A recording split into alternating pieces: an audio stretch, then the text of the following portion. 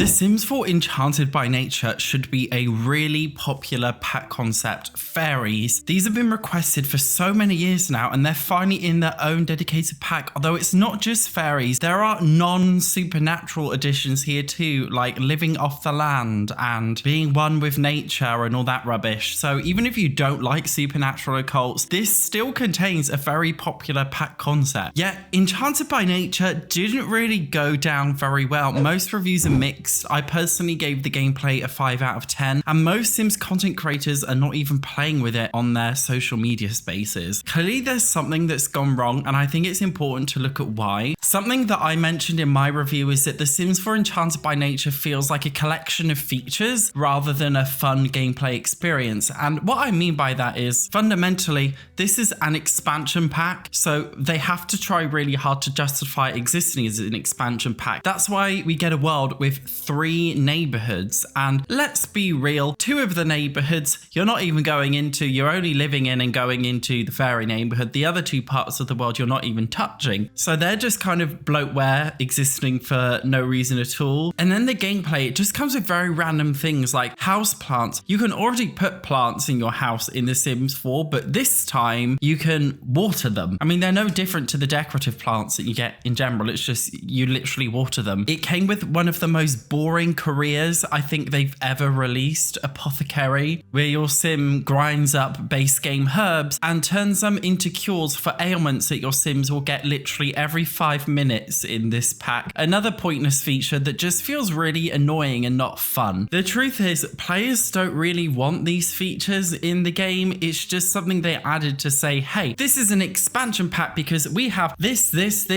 We've checked all the boxes, apart from the fun box, of course. And I think that's a fundamental issue. Expansion packs don't feel like they contain enough content, and even when they do seem to contain a lot of content, it's not fun content that's designed to say, hey, you guys are going to really enjoy this as players. It's more so just, here's a feature. It's honestly the reason why I think even Inzoi flopped a bit on launch, because right now it's just a collection of random features that are quite cool, but they're just randomly scattered features, and they don't fill this hole that actually makes a fun gaming experience. To give you the opposite end of the spectrum of a pack that I think worked quite well, if we look at The Sims 4 City Living, I really like City Living, and I think the reason why is because it doesn't just feel like a collection of random features. It actually feels like it all works together quite well. You have your single sim living in a household, you take them to the San Myshuno festival events and you meet new sims there. You can go on karaoke dates. You can do like graffiti painting stuff in the city. It all just feels like it makes sense and gels very well together. But when I look at The Sims 4 Enchanted by Nature, it just doesn't feel like it makes much sense to me. It just feels like a random collection of stuff. With that being said, I think it's a huge reason why Enchanted by Nature flopped. And honestly, The Sims 4 in general, the game isn't really designed to be fun. It's just designed to contain features that exist for the sake of existing so that you buy them. But of course, as per the title of this video, it's not just the gameplay features that are an issue, but it seems also very apparent that there's an issue with the Sims team too. The Sims team used to be very, very active on Twitter. You guys know I don't really like Twitter. I think it's full of angry virgins. I hate all of them. They all hate me too. It's like a mutual thing anyway. The Sims team used to be very, very vocal on Twitter, being a part of the Sims community. Obviously, because it's Twitter, they did get a lot of hate, and a lot of them couldn't handle that, so they took a step back, and that's fair enough. But I think the hate just got worse and worse and worse and worse and worse, and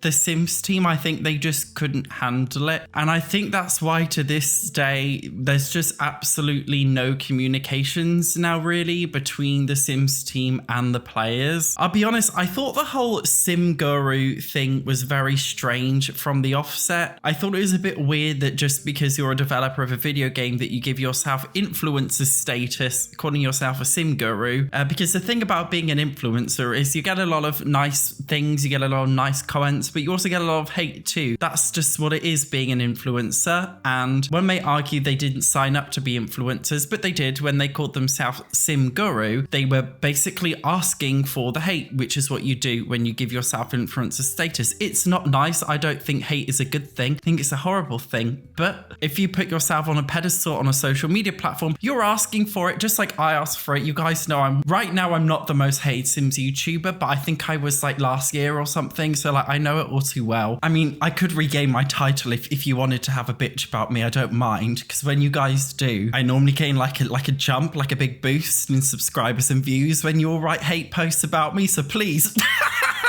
go nuts. Anyway, what I'm saying is the Sims team have definitely had a step back in terms of communicating with Simmers, and I think that plays a massive role in them not understanding what Simmers wants. That radio silence from the Sims team, plus the fact that packs just aren't feeling like a fun experience anymore, it's leading me to believe that honestly they've just given up. And if I was them, honestly, I wouldn't blame them if they have given up. I would have given up a long time ago, because that's the problem with The Sims 4. And I'm not saying that they're lazy or anything. So I know you guys have to take me out of context. I'm not saying that. But what I'm saying is The Sims 4 is in a pretty sad state. It's such an old game. I think people don't realize The Sims 4 is actually, it's a retro release that they're just keeping going on and on and on. And it was built on such poor foundations. There's only so much the Sims team can really do with it. You know, you could be the best driver in the world, but if you have a broken car, you're not going anywhere. So I'm not saying it's the skill of the Sims team. It might be, I don't have a clue. It's none of my business really. But what I'm saying fundamentally is the car, in other words, the Sims 4 base game is broken. And I can only imagine it must be hard. I personally wouldn't like it. I'm very wasteful, I will be honest. I'm the kind of person, like if something's dirty, I'll just throw it away and buy a new one. Like I'm really bad like that. So if I was in the Sims team, you know, I would just quit. I think, you know what, this game's so shit. Like if we're not just building a brand new game from the slate, like ground up, then I just can't do this, because the Sims 4 is so volatile. That's why whenever they release a base game update to fix the game, they actually normally end up making it worse. I also speculate that EA, not the Sims team, but the people at EA who budget different things, I also think they obviously have a really big impact on what's happening. There was an alleged leak a couple of weeks ago, which I did cover, which we don't know if it's true, but if it was true, it suggests that EA actually uses the profits from Sims 4 kits to fund the base game updates, and that not all of the money made by the Sims is allowed to go back into the Sims, but it instead goes into other EA games. So it could also be a genuine budget thing. Even though EA is worth billions of dollars, they're worth that much because they're sleazy and they're gross and they're cash grabby. That's how they get that much money. So if they're being stingy with The Sims 4, maybe the Sims team, they really want to just do so much more, but they genuinely can't. That could also be an option. You never know. Many people, including myself, have suggested that it's EA's cash grabbiness which has killed The Sims 4. And although that is hard to deny, it's important to consider how money hungry they were with The Sims 3 as well. I don't know if you guys know about the Sims 3 store, but this thing was pretty diabolical. Even more expensive than The Sims 4, by the way. Yet despite that, we all loved The Sims 3. Although granted, when I was younger, I may or may not have got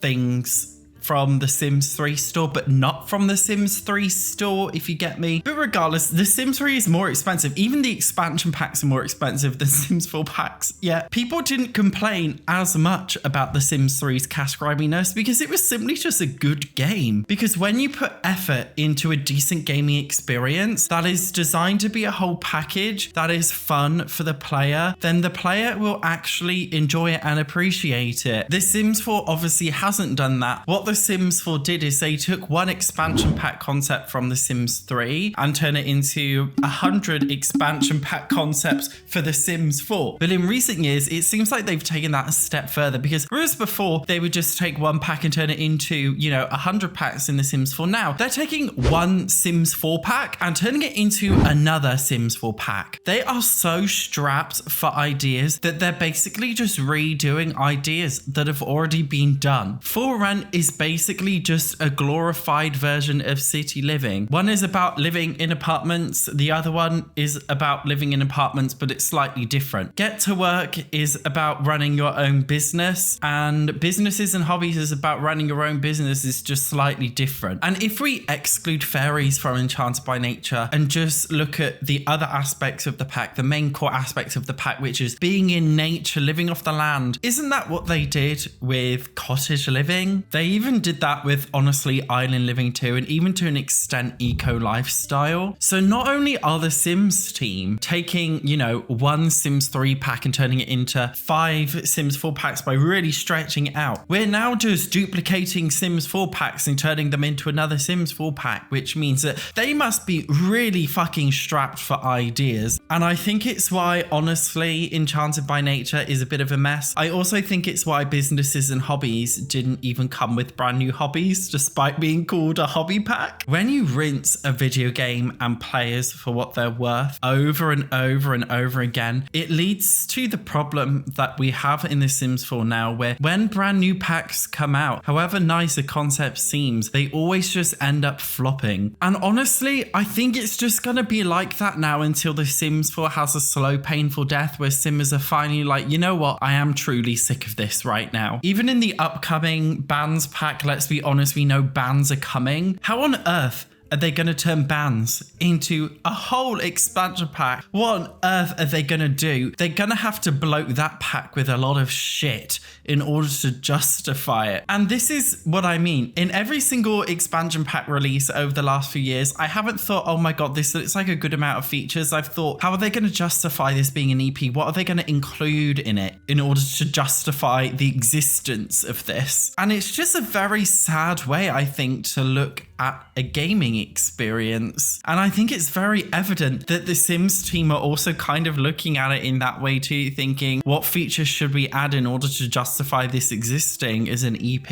And I just think it results in a pretty terrible player experience. And in the future, I personally would like to see a more focused pack concept. I actually thought The Sims 4 Life and Death was a really cool pack concept. It's actually one of the only recent packs that has actually got very good reviews. Most Sims 4 expansion packs get pretty mixed reviews, but Life and Death actually got very positive reviews in general across all the different review sites and Steam. So it goes to show that they are capable for sure of creating like a well-rounded pack that just works for everyone, but it's just they don't always do it, and 9 times out of 10 a Sims 4 pack is a flop, and it's just the odd occasion where one's a hit. And I just feel like The Sims deserves better than that. I truly do. And I truly hope the Sims team give up. What is the opposite of give up? I don't know, but I hope they like undo the giving upness